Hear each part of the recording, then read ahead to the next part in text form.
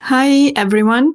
We're back with the last Infospill of this season, and we are dealing with another super important topic today, which you may have heard about a little bit because it's being written about in the last few months more. So we're going to talk about the Atlantic Meridional Overturning Circulation, the AMOC. We're just going to say the small name, the AMOC. And it's me today, Em, and we also have Robbie and Annie. Hi. Hey. Robbie will tell us the ways in which the AMOC works or might stop working, maybe. Hopefully not, but probably maybe. We will find out soon. And me and Em will put the usual questions that arise when we hear this information. And we need clarifications as people that are not really into the science of it, as Robbie is. Well, I would hope you are into it, but you don't know it, so hopefully. That's what I meant. Yeah, I'm just joking. Yeah, hi.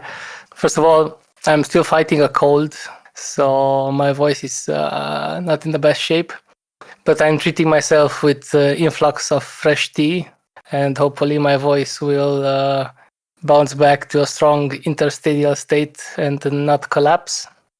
That's an AMOC joke. I'm sorry for it. Okay, so today we are talking about the AMOC. The acronym means Atlantic Meridional Overturning Current. That's the last time you will hear that on the episode. So the AMOC is basically this set of currents that transport water and heat and salinity, salt around the Atlantic Ocean, which is the AMOC component, but there's actually a big circulation all around the globe that connects also the Indian Ocean and the Southern Ocean and the Pacific Ocean. Together they are called the thermohaline circulation. Thermo is heat, haline means salt, so it transports heat and salt around the globe.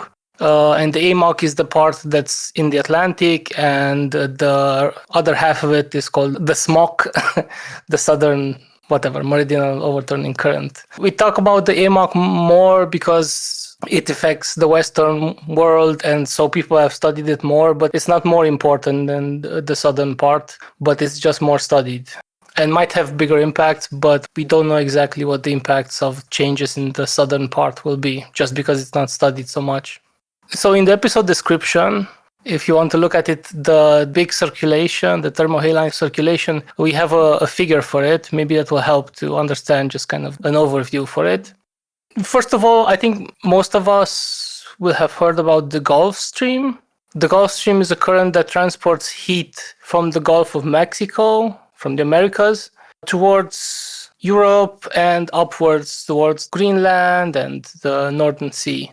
And the shorthand is that basically it warms Northern Europe. It keeps the climate in Northern Europe and Iceland, it keeps it relatively moderate compared to what it could be. If you look like for the same latitude, for example, France corresponds to Canada.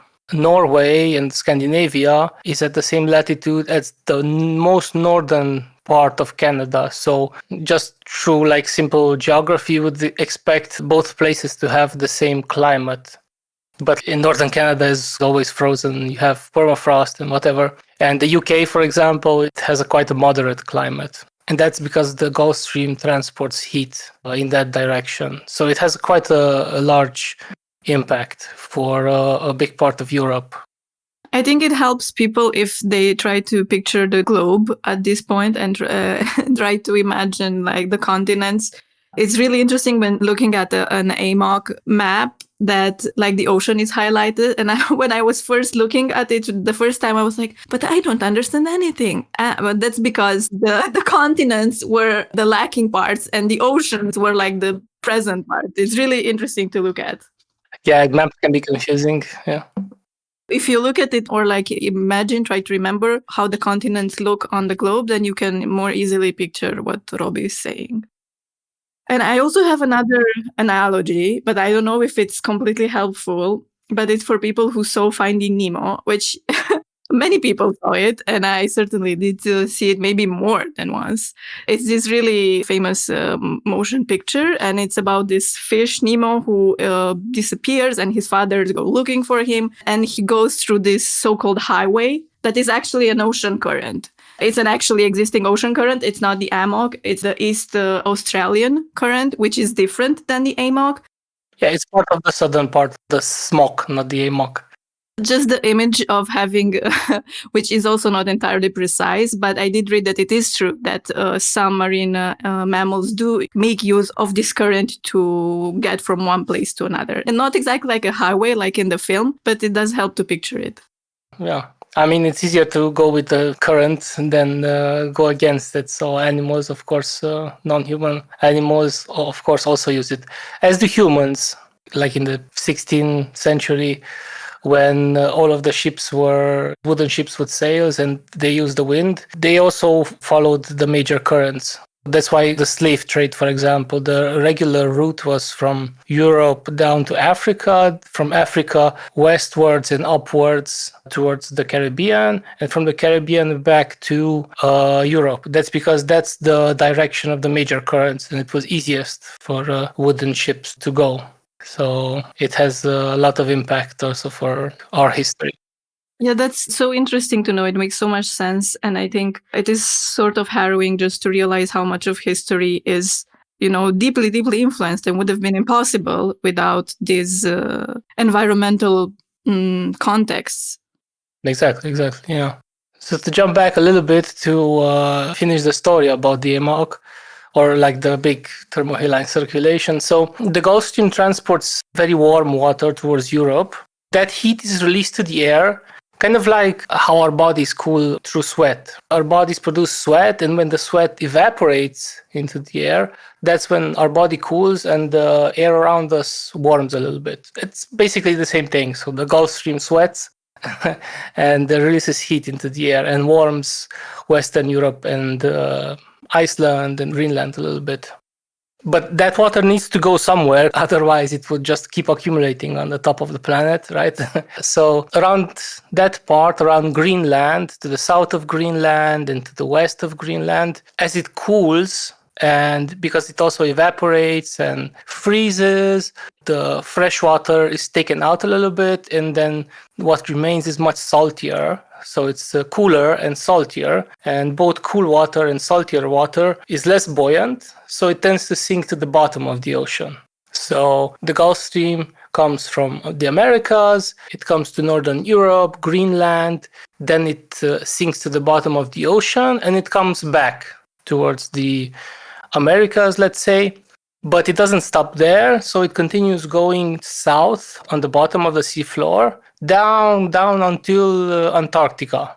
It's easier if you look at the picture that we have included in the description of the episode, but it goes down towards Antarctica, it circles around Antarctica, and it comes up to the surface again, either in the Indian Ocean or the Pacific Ocean generally.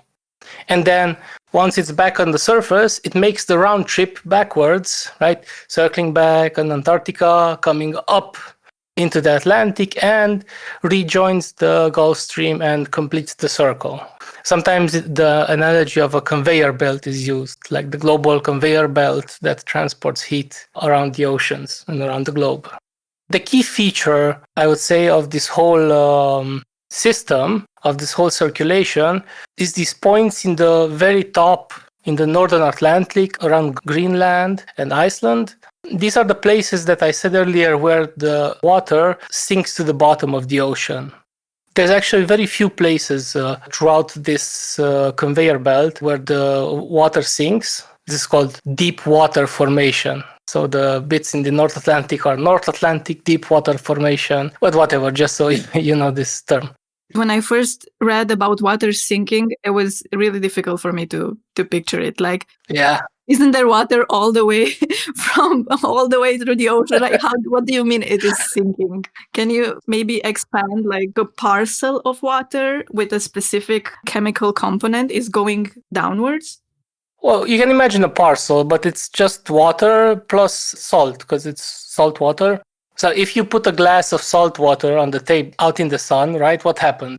It starts evaporating and the water leaves the glass. The salt doesn't evaporate, so what remains behind is much saltier, right? First of all, to establish this. Yes. So what remains behind when the water evaporates is much saltier, and saltier water is less buoyant than fresh water. So if you add fresh water on top of seawater, it doesn't tend to sink. It mixes relatively slowly. That's the point. So you mean the salty water is more heavy, so it goes down? Yeah, it's heavier. And then the water that is already there, that it's not so salty as the one that came with the stream, it tends to form kind of like on top of it. And then that's how it sinks, the salty one. Does it make sense what I'm describing? It doesn't form on top of it because it comes with the Gulf Stream, but it becomes more salty as it evaporates, yeah, and then it sinks down. It's easiest maybe to understand if you imagine what happens in a cold room that is heated by, let's say, an electric heater put somewhere in a corner. So the heater warms the air around it, which is less buoyant than the cold air in the rest of the room, so it will tend to rise. Close to the ceiling, the air will be warmest. Close to the floor, it will be coldest. So this will give rise to a natural motion of air currents. The hot air on top will eventually cool and go back down. The new hot air that is formed close to the heater will tend to rise. And this will make a kind of a loop, a constant motion of air currents. And this is basically what happens in the case of the AMOC. It's just that you don't have a heater, you have like a cooler on top, because as the water evaporates, it cools. So it's kind of the opposite effect, but it generates the same kind of currents. And once the currents are in motion, it no longer displaces any water. There's just the constant motion. New water comes and sinks, and then other water comes and then sinks. Yeah, okay. I love how we're doing like middle grade physics right now as adults. Because obviously, this is something people need now for real. It's important to understand this because it's the key element of the whole AMOC collapse problem. For me, it's also a question when we say that this is more warm current. Is it warm because it starts warm, because it's like more warm in the Gulf? But then how it keeps its warmness as it goes and it doesn't lose it? Well, it doesn't. Like it sweats, as I said, and it evaporates water and it warms the atmosphere and it cools. So when it gets towards Northern Europe, it's much cooler than it started out in the Gulf of Mexico, where it came from. But it's still much warmer than it would be without it. Like normally, if you go to Canada, you have permafrost already at the same latitude as is the UK, for example. But in the UK, like the ground is not frozen because the Gulf Stream brings some heat. I don't know if that was clear. Yeah, absolutely. Right. So these are the key points where the so-called deep water forms, where the cooler, saltier water sinks to the bottom. That happens mostly in the North Atlantic, as I said, around Greenland, and in one or two places around Antarctica. But really the most important part is this place in the North Atlantic. And really, these are the parts that are really vulnerable towards being perturbed, where this mixing, this communication gets perturbed, then the AMOC is weakened and eventually could end up collapsing. So why does this happen? To kind of illustrate just a basic idea. So you said that what makes the water sink is that it evaporates and it freezes and it leaves behind cooler and saltier water by the time the Gulf Stream reaches the North Atlantic. But as the planet warms, the ice sheet from Greenland and other parts that have ice, as the ice melts, it pumps this water into the North Atlantic. And this is fresh water with very low salinity, and so it decreases overall the salinity of the Gulf Stream in those places. So the key element was for the water to become very salty by the time it reaches the North Atlantic so that it can sink. But this influx of fresh water due to melting ice caps, this makes the water fresh, it dilutes the salinity, and it counteracts a little bit this tendency for the water to sink. So it slows the currents because of this. And we can imagine like an extreme version where so much water is pumped into the North Atlantic that this current stops completely. The water can no longer sink. Kind of like the ocean becomes a big lake. Kind of, yeah. They would not stop completely, these currents, but in those parts of the North Atlantic, that connection, that communication between the top warm water and the cold bottom water would stop, more or less. Yeah. There's been a lot of research about this, how this happens, when this happens. So first of all, the AMOC has a tipping point behavior. So if we reach the temperature at which the tipping point is activated, the AMOC will collapse inevitably. But we just cannot fully nail or find exactly what is that temperature rise, at what level of global warming the AMOC will collapse. It's actually funny, if we look at the paper that we used in our episodes about the tipping points, McKay et al., in that paper, the AMOC is the one tipping element that has the biggest range of possible temperatures for activating the tipping point. I think it's something between 1.4 degrees warming and 8 degrees warming. It's like basically saying we have no idea. Any temperature might be the right answer. But it just reflects how poorly climate models used to be able to simulate the behavior of the AMOC. Now they are getting better. People are developing specific models to actually study the AMOC, etc. But yeah, it's still a very tough problem. Is there something in the complexity of it that is different from other things? Also because it depends on ice sheets melting. So it depends on something else?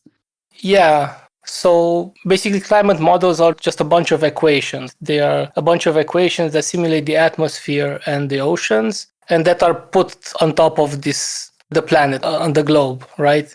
And there are two aspects here. First of all, the melting of the ice sheets, it's something that you need to add by hand. They cannot capture the melting of ice. So usually this influx of fresh water is something people add by hand according to what they think it is or what they want to study. It's not an emergent property. And I think even the most cutting edge models that are used by the IPCC, even those do not take into consideration the meltwater from Greenland, for example, implicitly.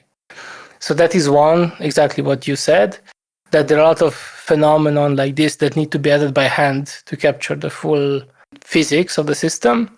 And the other is the resolution of the models. You can imagine a river or a stream that has some rocks in it, or like a bend and curves and whatever. And then these all kinds of vortices and whatever swirls happen in the water. The water doesn't float in a straight line always. And so in order to capture all of those swirls, you need a very, very high spatial resolution. And models generally have like a resolution of maybe 100 kilometers per 100 kilometers. Like they simulate 1 point every 100 kilometers. And that's because the simulations just take too long if you add more points.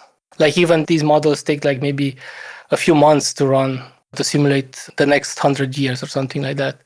If you would add 10 times more points, it would maybe take a few years to make one simulation, which is impractical. So that's why we have this kind of limitation due to just time and resources, computational resources.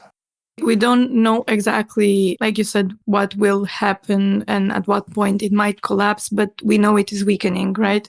Yeah, even that is somewhat of a question. There's a kind of consensus that it's weakening, but we would need like a very long time series to very strongly say how much and how it is weakening.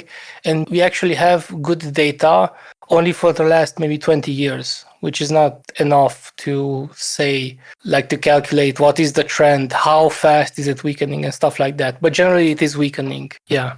There are a few clues besides just direct measurements of what is the flow of water, right? Besides the direct measurement, there are a few clues that can tell us that the currents are weakening. So first of all, this is like a famous feature. Somewhere in the North Atlantic, relatively close to Greenland, there is an area of the ocean that is cooler than the rest of the ocean. It's called very famously the cold blob. That's a place that's been cooling as opposed to the rest of the planet, which has been warming, because the Gulf Stream has been weakening, and so less heat than used to go there arrives there now than used to be in the past. So overall, it leads to some cooling in that place. I don't know if that's intuitive.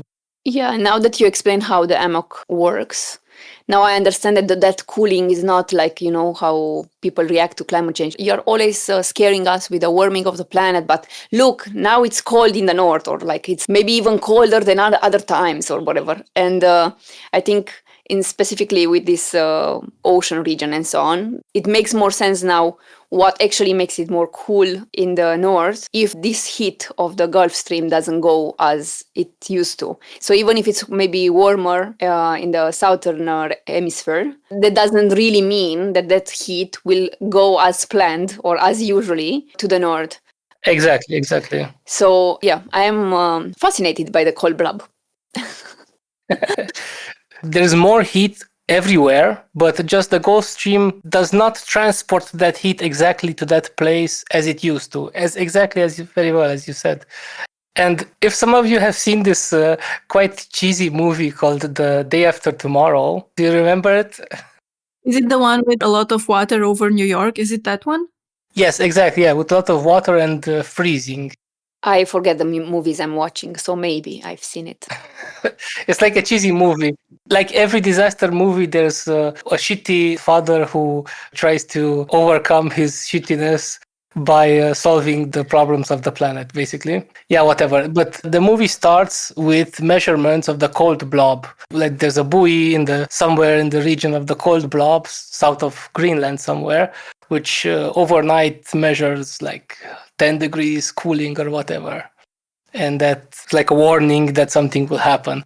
Of course, that's not a realistic thing that could happen, but it's funny that it is based on something real, which is the cold blob. That's a real feature of the planet. And also like the disruption of the AMOC, right? That's what explains the extreme weather in The Day After Tomorrow. Is it? I don't remember. I just Googled it and that's what Wikipedia says. Maybe then, yeah.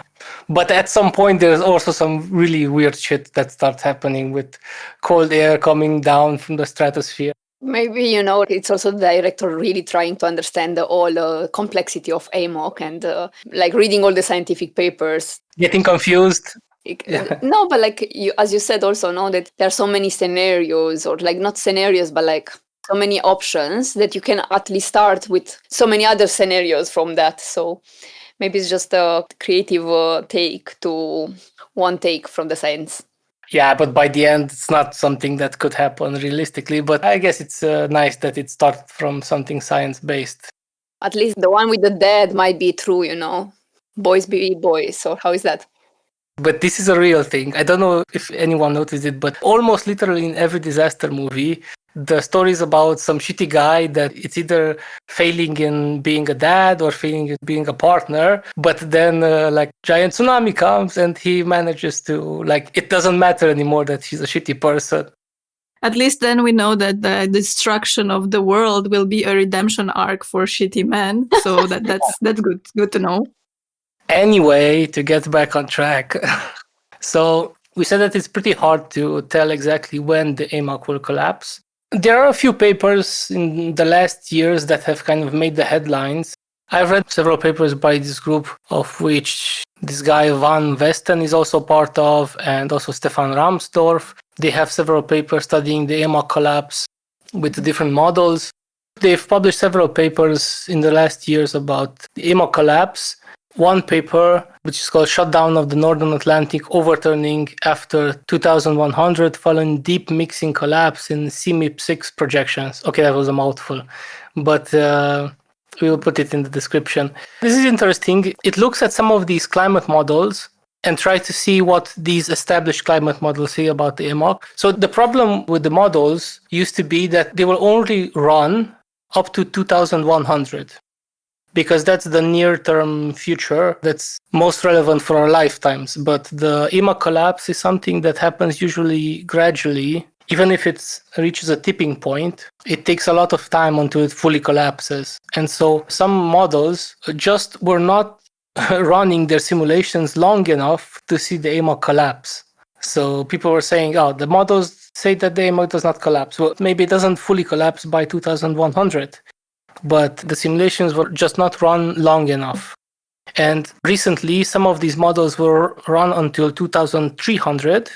And in those simulations, you can see a lot of them actually show collapsing AMOC. And this paper, Ramsdorff and these collaborators study these simulations and these models. And what they see is actually quite shocking. I can't find the exact percentages, but I'll say from memory. So they say that under high emission scenario, something like 70% of models show a collapsing AMOC.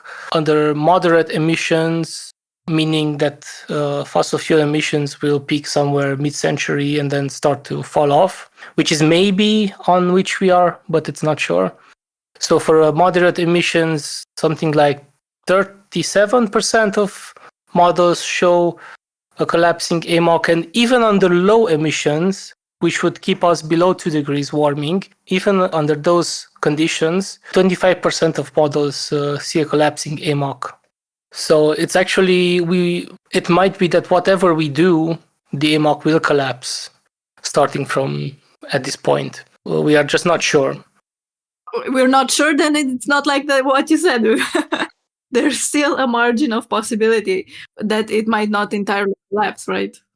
Yeah, but before the IPCC was saying that the probability of AMOC collapse, even under moderate scenarios, is very, very unlikely by 2100. So it's an important change that even under low emissions today, these models show that AMOC could collapse. This is a huge shift from previous results. And I think the world is still stuck with this mentality from before that AMOC collapse is something very unlikely. That's the point here. And as I've said, collapsing of the AMOC, fully stopping those currents, takes a lot of time because it's just a lot of mass of water. The timescales involved are pretty huge. And it's not something that will happen overnight. It will maybe take 50 years or 100 years, but a few decades until the AMOC collapses, starting from the point which the tipping point is crossed. So you cross the tipping point first, the point of no return, but after that, until it fully stops, it takes maybe 50 years. It's like maybe, Ani, you have a driver's license also for trucks and stuff. So you know that stopping a small car is much easier than stopping a truck, for example, right? Just because it has a lot of inertia. Yeah, that all the drivers from the small category, like small cars category, should actually know. That's why you don't go with a small car in a sudden way in front of the big car, because the big car can't stop so easily. Safe driving tips. Yeah. So the intuition of most drivers is formed on small cars, and like our intuition is also formed mostly on systems that can be stopped quite easily. But the AMOC is such a huge system that even if the engine that drives it stops, right, this sinking of water in the north, even if the engine stops, it takes a lot of time until all of the currents stop. And I keep imagining this, that maybe we don't even know what other currents might start.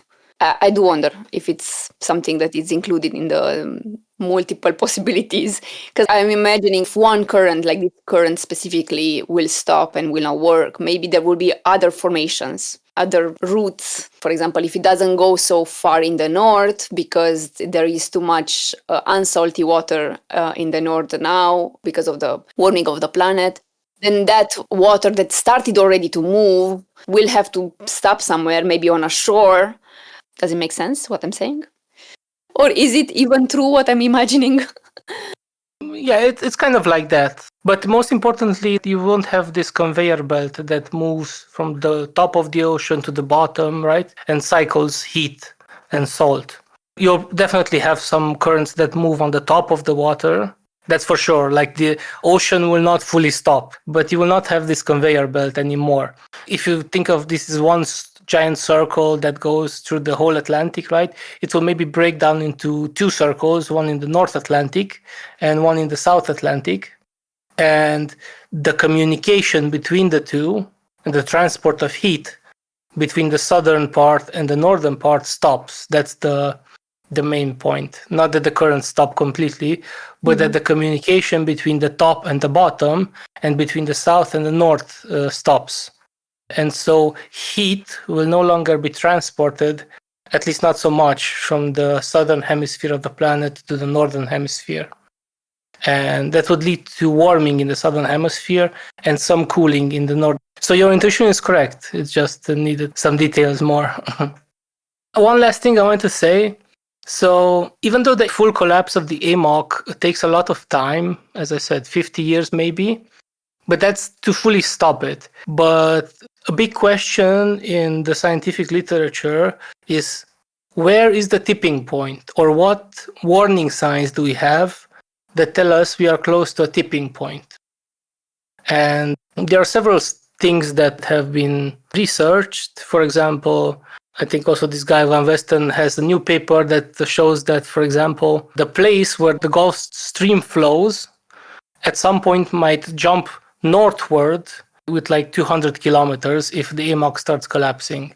And that is a sign. This big shift would be a sign that we are close or we have passed the tipping point. Another key element would be if we go to measure exactly how much water is sinking to the bottom of the ocean in the far, far north to the east of Greenland. That's actually the place where the most water sinks, where this mixing is the heaviest. And the mixing will stop completely if the AMOC collapses. But most importantly, the simulations show that the stoppage of the sinking of the water in that very northern place, in the North Seas, that's the first signal that the AMOC might collapse.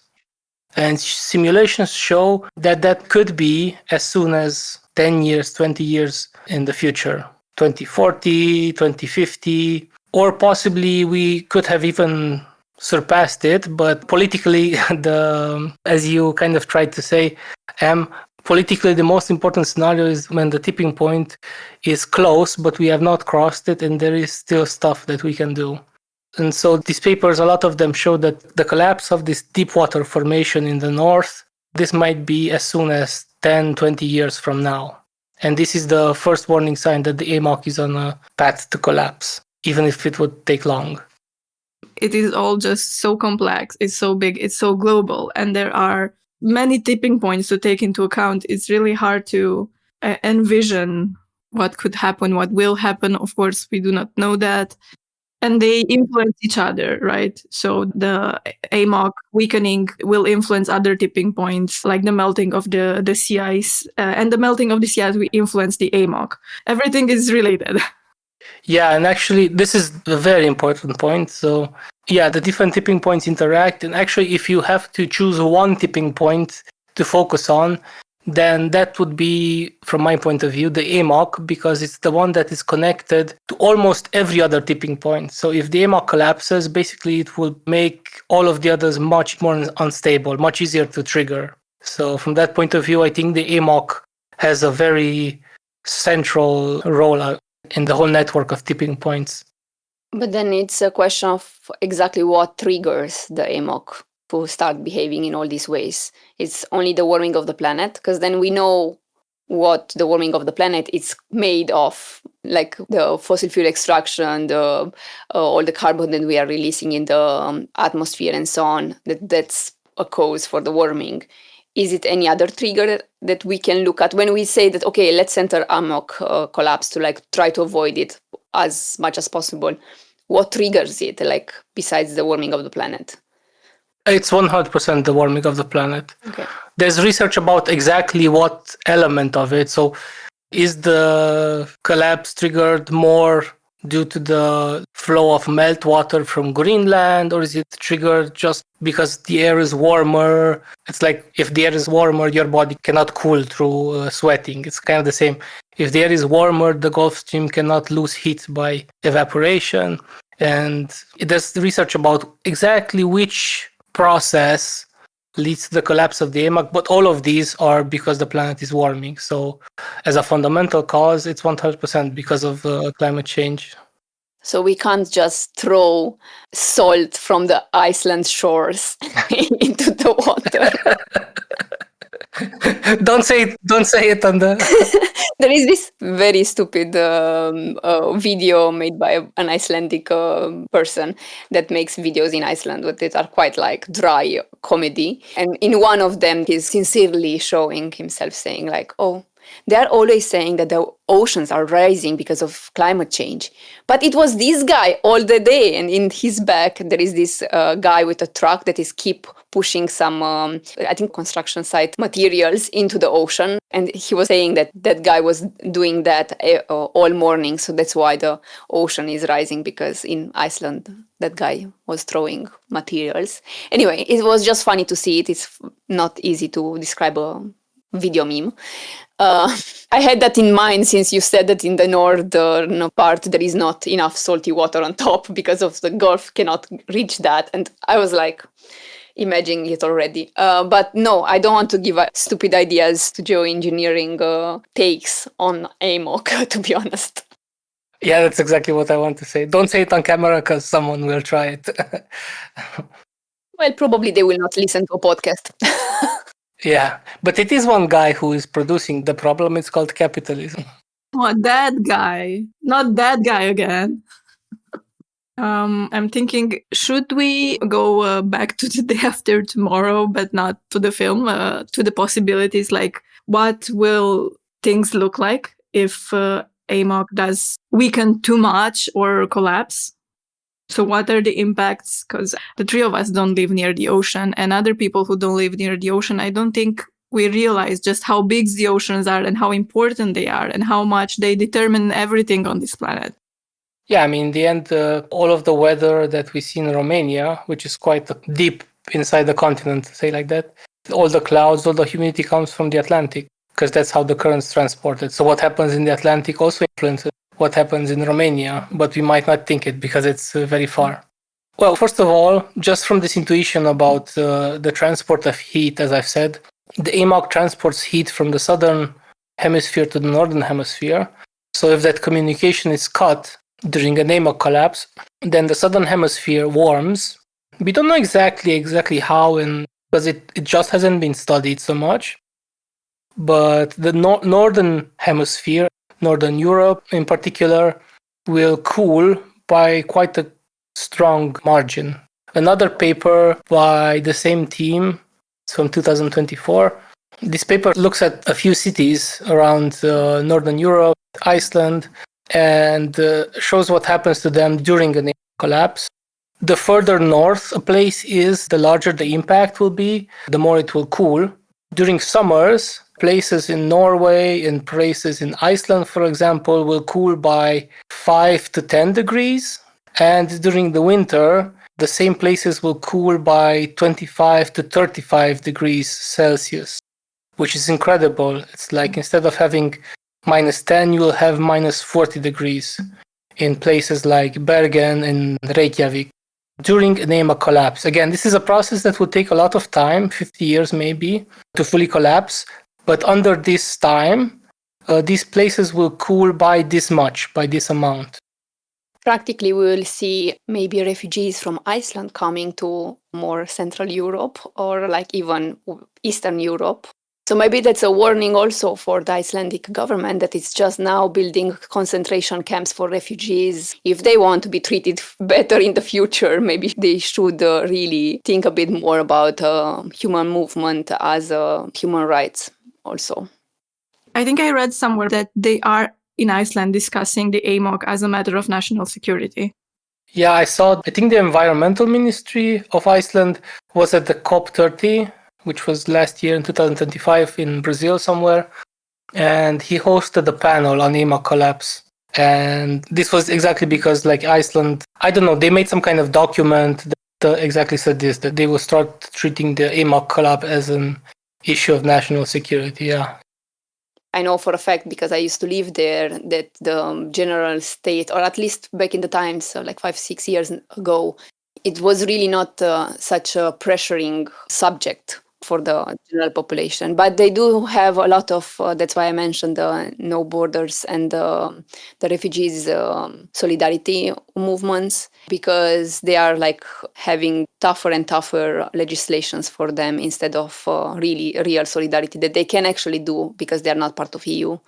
I think climate change, because it's very interrelated. Like you cannot just cut the problem at the border. You cannot cut the solution at the border.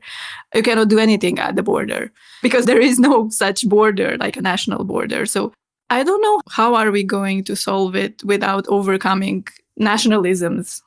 Yeah, especially in Europe, we see that a lot of the countries in the area will be affected, and even the ones that are further away will be affected, maybe not because of cold, but because of droughts.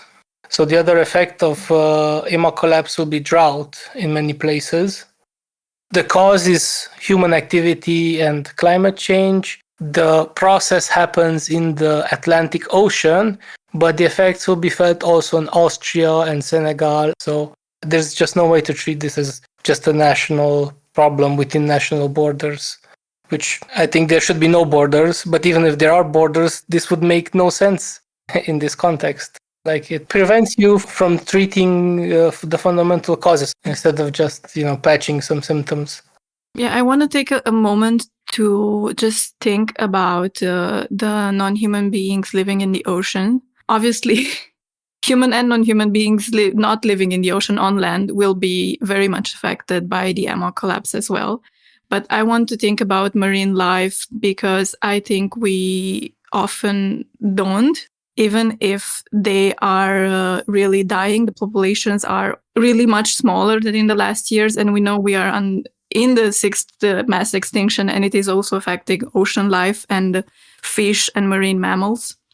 So yeah, I just want to take a moment to briefly imagine or consider how the AMOC collapse might affect them. Although, again, because there is so much uncertainty, it is not entirely clear. But what we've already talked about, the AMOC distribute heat, and obviously certain species, like we humans as well, have certain temperature ranges. So that will change the distribution of where they might be able to live. The AMOC also distributes oxygen to the deep ocean. And we know there is a lot of deep sea life that looks absolutely amazing and alien, and we actually don't know so much about them. And we need to be concerned about this life that we do not meet or know so much about as well. And we know the AMOC is also transporting nutrients. So that's really important. There's a nutrient circulation happening. And if it is weakening, these nutrients will also be less. And this will also affect the life of marine mammals in a negative way, and of other marine life, not just mammals. Yeah, it's just so complex. It's hard to foresee exactly how it will affect the different species, but it certainly will affect everyone. And not everyone can just move to warmer places, right? That includes non-human species as well. So many species will probably become extinct if the same collapse happens. I know especially those points where the water sinks and rises are important points of where nutrients are cycled. I don't know exactly why the places where it sinks, but the places where it comes up from the bottom, that's places where it brings a lot of nutrients from the bottom of the ocean upwards. When animals and plants die, they sink to the bottom of the ocean. And because there's not a lot of oxygen there, the organic matter is not decomposed so much. So organic matter accumulates on the bottom of the ocean, and in those places where currents move from the deep to the surface, it brings up a lot of the nutrients, and that's actually some of the richest, most biodiverse waters on the planet. And those ecosystems will be completely destroyed if this pattern of circulation will stop or change radically. Just thinking about life in the oceans, obviously, not just the AMOC weakening or collapsing is a threat, but what we already know, overfishing is creating a lot of problems. We have pollution that's entering the waters and it's really destroying ecosystems. And then we have ocean acidification that is also destroying marine life. And we kind of know the solutions to many of these things. And one of them is obviously trying to not continue with the fossil fuel industry. So it's complicated, but not that much. Yeah, the fossil fuel industry and generally a kind of extractivist mindset. The idea that the resources of the earth are something that can at no cost extract, without consequences, that they're just for us to enjoy. This whole mindset has pushed us close to the tipping point, like in some metaphorical way. And our task is now to stop it from pushing us over the edge. Well, that was an episode of Infospill, as always, with a lot of complexity and maybe at first hand heavy to hold all together. But as we always explored in the offerings, there are also ways to process this, stay engaged, and find ways to inhabit this overwhelming feeling. Thank you for listening.